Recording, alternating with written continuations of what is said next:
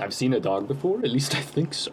That was definitely a skinwalker for sure. I reacted to the Terrors video yesterday. That was pretty good. I guess they make a lot of these kind of like mobile game video essay style things. The presentation was cool, but Voodoo sucks, but PvZ is pretty cool. So maybe there's some stuff to hear about that. It's one of the most well-known tower defense games of all time. What killed the franchise? Was it EA? I think it was EA, because in the thumbnail it was EA. So I think it's EA. Instead of having the enemies. And then also from my memory it was EA. And this led to an entire subgenre of the tower defense genre. But it's impossible to disagree that Plants vs. Zombies has without a doubt lessened in popularity over the years. It fell off, if you will. But we really don't know the full story. Milkman Steve, please go away. Aw, okay. So what killed Plants vs. Zombies? EA. Yep, you did it. Well, not exactly. Oh. While EA definitely had a negative impact producing PvZ2, well, I'm glad he knows something I don't. Still fairly well received. So while they most definitely played a part in the eventual downfall, EA themselves aren't the single direct cause of it. But to figure out what ruined Plants vs. Zombies, we have to first discuss what brought the series to such a high standing in the first place. And that all starts with the first PvZ game. Plants vs. Zombies was first released on the 5th of May 2009, and this game still holds up as a masterpiece to this day. Every single one of the 49 plants are each unique, each and every one having a different look and feel from every other one of the 48 plants in the game. And the way each one works off of each other is just superb. I believe that a large factor for its success has to be the wide variety of systems you can play it on. While it started as a PC game, Plants vs. Zombies has several console ports as well as a mobile port, and the mobile port is what really made it take off. As it's completely free for anyone to play, you just have to watch ads. The menus in all versions That is kind of crazy that it wasn't originally a mobile game. Featuring a lot of gravestones to fit the theme of, zombies. And while my favorite UI has to be the one from the PC release of the game, since everything's right in front of you and there's no unnecessary menu navigation, the ports all have that Plants vs. Zombies vibe to them, and nothing looks out of place. Starting the adventure mode shows an opening cutscene of what's next to come, and it hypes up the player and gets them excited to see more of the game. Then you're put here. There's a singular lane of grass that separates the zombies from you. And the game teaches you the fundamentals of how to collect sun and place down plants. And throughout the course of the following levels, the game opens lane after lane until the full map is available. The progression in these first few levels teaches you everything you need to know about how to play the game, but it also leaves the player coming back for more. And even after these first few introductory stages, the gameplay loop continues to be packed with content, with nearly every level giving you a brand new plant to try out, and learning how to utilize each plant to the best of its ability leads to a lot of fun tinkering.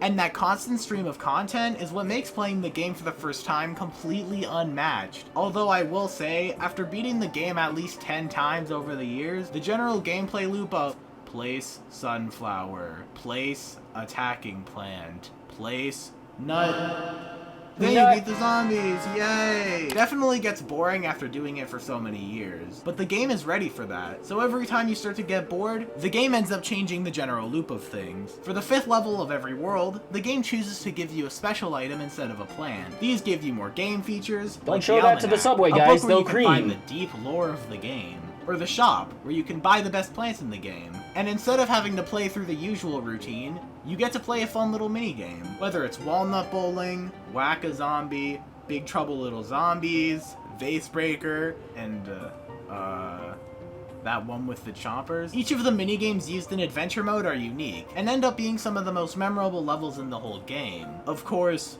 besides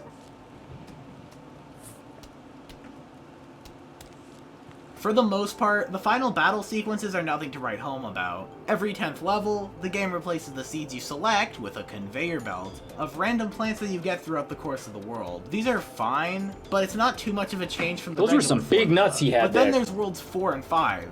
World 5's is the final boss, obviously, but World 4 has no reason to have such a cool finale. For the entire world, you have to deal with having less sight because of the fog. But then for the finale, the fog is lifted, but the problem still remains due to the storm that's taking place. So you need to either take shots in the dark and hope you place the plant correctly, or wait till the next lightning strike to take place. And how can we forget the greatest character in all of media?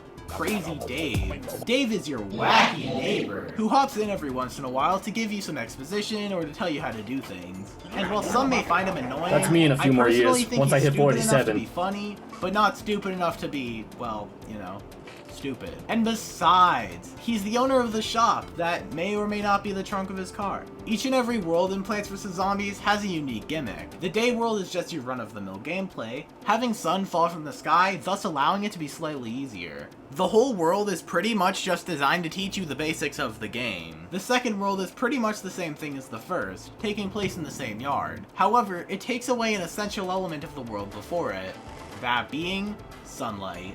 You don't realize how important getting sun from the sky is until the game takes it away from you. Overrated. And this leads to having a much slower startup than in the first world. But that's not the only thing the second world has to offer. We're also introduced to graves, which spawn zombies at the end of each level to add on to the already quite chaotic final wave. The third world brings us back to the daytime. I've always appreciated how World 3 negates the use of the plants from the second world. Yeah, you know those plants that you just used to great effect? Well, fuck you! It's daytime now, so you gotta go back to your old friends from the first world. However, it also has 6 lands Just gamer instead of 5. things, you know? Lily pads are Gamer very important problems. here, as without them, you wouldn't be able to place plants on the water, which allows zombies to basically walk inside of your house. World 4 brings back the mushrooms. Remember those guys? But as previously No. mentioned, there's Never fog made it that this hides far. a decent chunk of the playing field from you, and you have to use certain plants to clear out the fog. And of course, the fifth world has you using flower pots and catapults to get around having to use your plants on the roof. This also happens to be the world where the most powerful type of zombie is introduced, the Gargantuar. The ending to the game is also extremely rewarding. After fighting your way through 49 levels of the zombie onslaught, you eventually make your way to the final boss, What?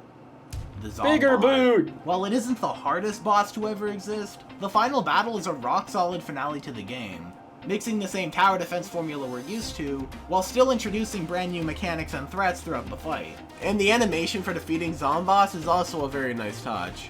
And the reward for beating the game is excellent. I didn't know I needed to see a music video for a silly song that happens to work perfectly for the game, but I know I do now, and as you can see, there wasn't a big team behind the game. The credits are just a little blurb of text scrolling, then it's gone. And how can we forget all these bonus game modes and great mini games you unlock after beating the adventure mode? Like Bejeweled and Bejeweled, but worse. But really, there's so many mini-games that are memorable, and even more replayable than the adventure mode itself. The console ports also add exclusive mini-games, specifically in the DS version. In that game, there's a mini-game you could unlock called Air Raid, and it pretty much functions as a DS version of the plane bosses from Cuphead. Oh The no! console version's also got a versus mode, which, to this day, continues to be an exclusive to the Xbox, PS3, and Nintendo DS versions. However, you can still play the console versions on PC via emulators. And the puzzle mini-games and survival modes are also a really nice touch. Unfortunately, the PC version is many years out of date, and it's literally the worst version of the game. It doesn't have the multiplayer fun from the versus mode, and it doesn't have the same amount of mini-games and achievements as the mobile version. The PC version was kinda left dead in the water after years of neglect, but nonetheless, it's still a fantastic game to this PTSD day. for sure. Plants vs. Zombies is a game easy enough for anyone to play and beat it, yet engaging enough for someone like me to still find enjoyment playing the game,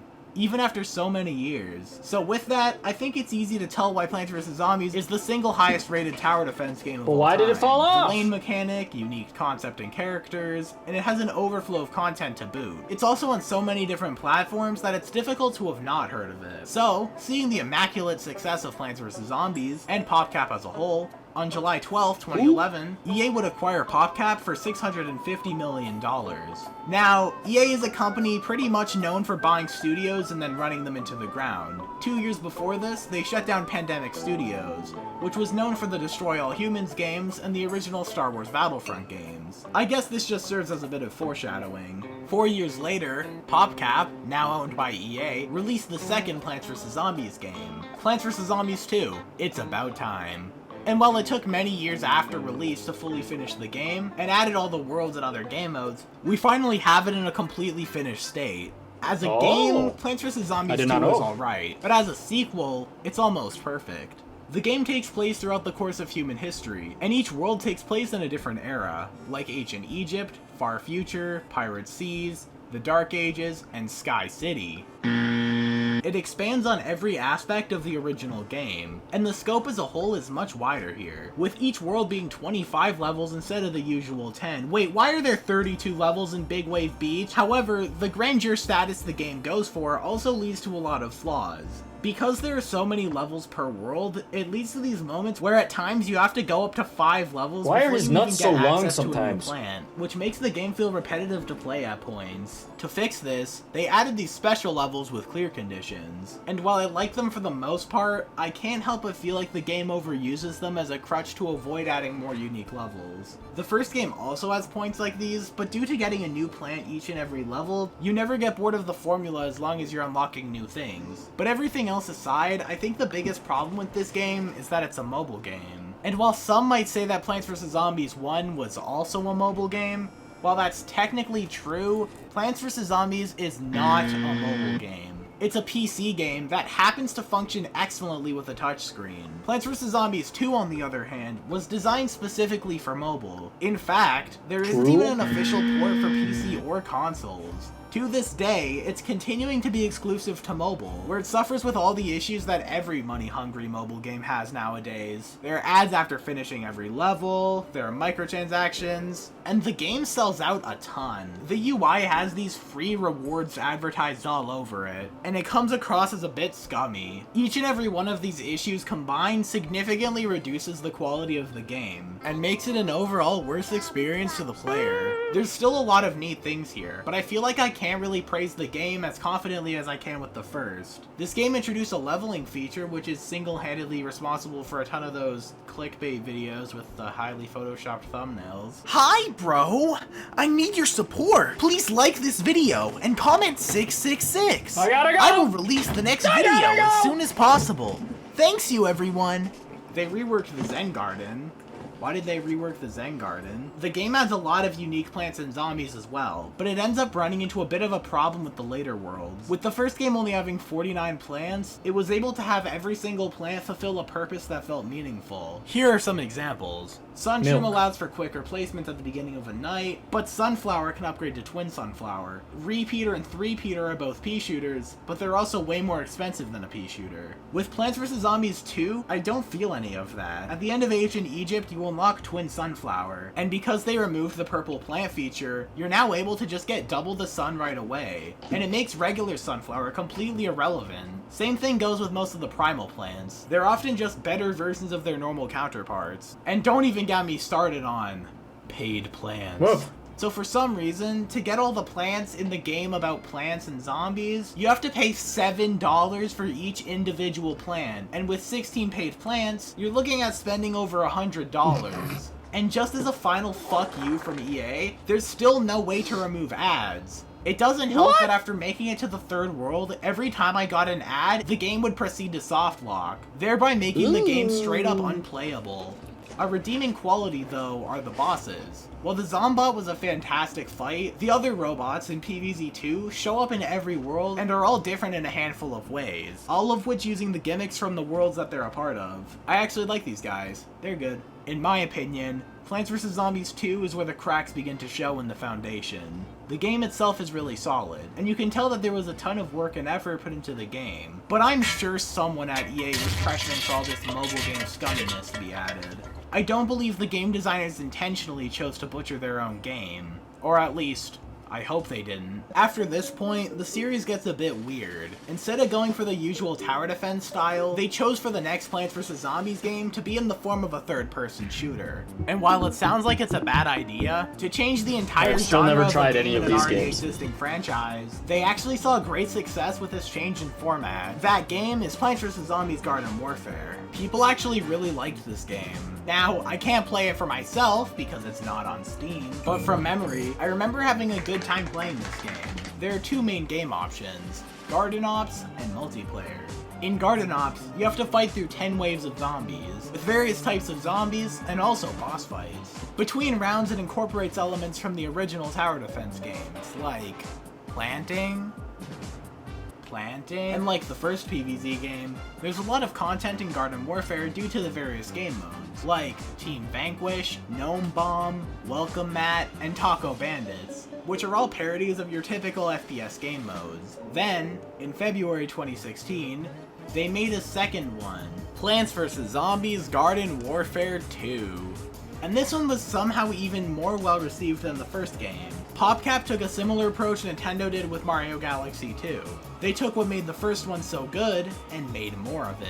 More characters, more game modes, more cosmetics, and more microtransactions. Mr. EA's gotta make that money somehow, am I right? But it still ends up being a really good game. Again, it pretty much expands on everything. And they both end up being solid additions to the series. I wish it expanded on me. Plants vs. Zombies Heroes kinda just existed one day. And in my opinion, it's the black sheep of the PvZ franchise. I think this might just be where PopCap and EA finally dropped the ball, as I rarely ever see anyone talking about this game.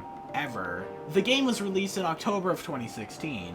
Once again, PopCap and EA have decided to reinvent the series, and at that point, it had been 3 years since the launch of PvZ 2, so people have been waiting quite a while for a new tower defense game. And when people saw that this was not a tower defense game, and instead a card game, they just forgot about it. Personally, I don't mind this game. It's a neat change of pace compared to the rest of the series. It kinda did the opposite of what PvZ 2 did. Instead of expanding the scope of the game, PvZ Heroes prides itself in being a less stressful and more laid-back experience. Basically, you play missions, collect cards, and build your deck. There are plenty of heroes to choose from, all of which have a different deck tied to them, and you can even play as the zombies. The gameplay itself uses a unique turn-based system. The zombies take priority and go first, just like how the gameplay loop in the base Plants vs. Zombies games involves building a defense from the zombies, which show up to get you. Then the plants have their turn, where you can put up your defense, and then you get to watch the whole thing play out. Different plants and zombies have different abilities, and each new round gives one more sun than the last. The same thing goes off for the zombies, except they get brains instead of sun. It's a pretty fun and addicting game, honestly, but the whole thing feels a bit cheap presentation-wise. You can tell that they were less ambitious with this game rather than the others in the series, and I could say the same thing about the budget.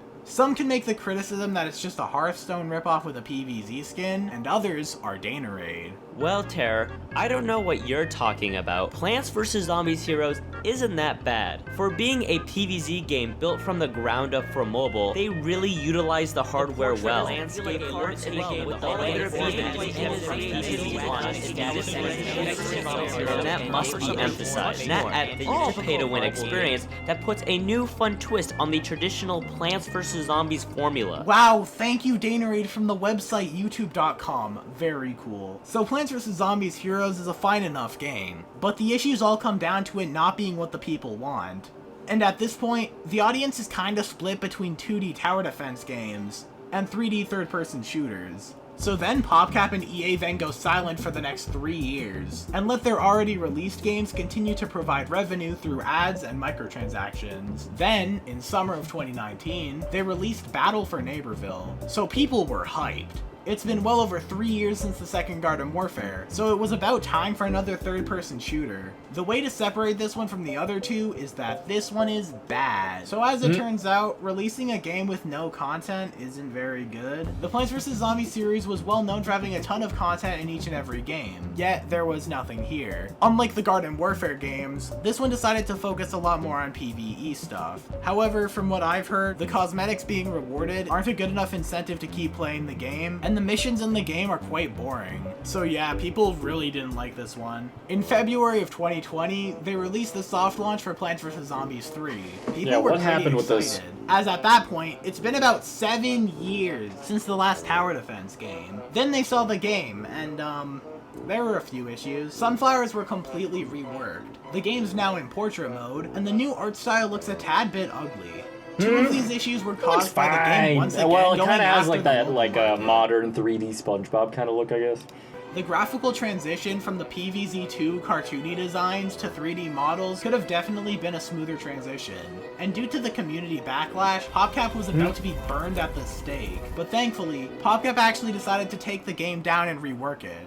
Over a year later, in September 2021, the game was once again put out into the world. This time, it played a lot more like the first two games. What? The aspect ratio was When fixed, did that the visuals happen? now look a lot nicer, and serve as a good progression of the Plants vs. Zombies art style. The way sun works is practically the same as the last few games, but instead of getting 25 sun per sun, or 50 sun per sun, this game has you collecting sun 1 to 1. And while it certainly Oh, God. looks a bit weird to see, I actually don't mind it. Although I will say, from the gameplay we've seen so far, it seems more like a retread of the original material than anything else. It's almost like now they're scared of change after the backlash they got from changing too much of it the first time. I'm hoping that the game gets a decent amount of new features later on, as the last thing you want for a sequel to do is to go backwards on the scale and mechanics. It's not terrible anymore, although I will say there's still a lot to work on.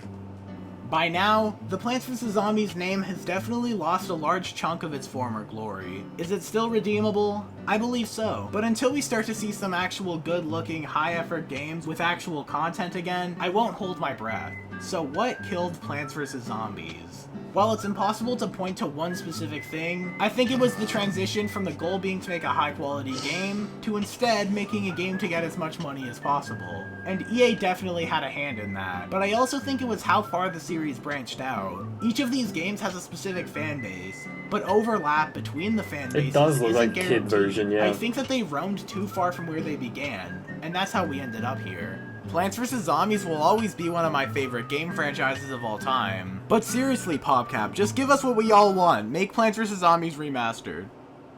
Nah, release the third one. That was a good video. Shout out Terror, dude. Apparently they do a lot of videos about mobile games, which is interesting. The presentation's good. Thank you guys for chilling with me while I react to these videos. It's been fun. I guess I'll just do this on Twitch from now on. I'll just go live on Twitch if I'm doing reactions. So yeah, drop a follow on there if you haven't. Yeah. I might stream more today, but if I don't, I'll see you soon. Peace.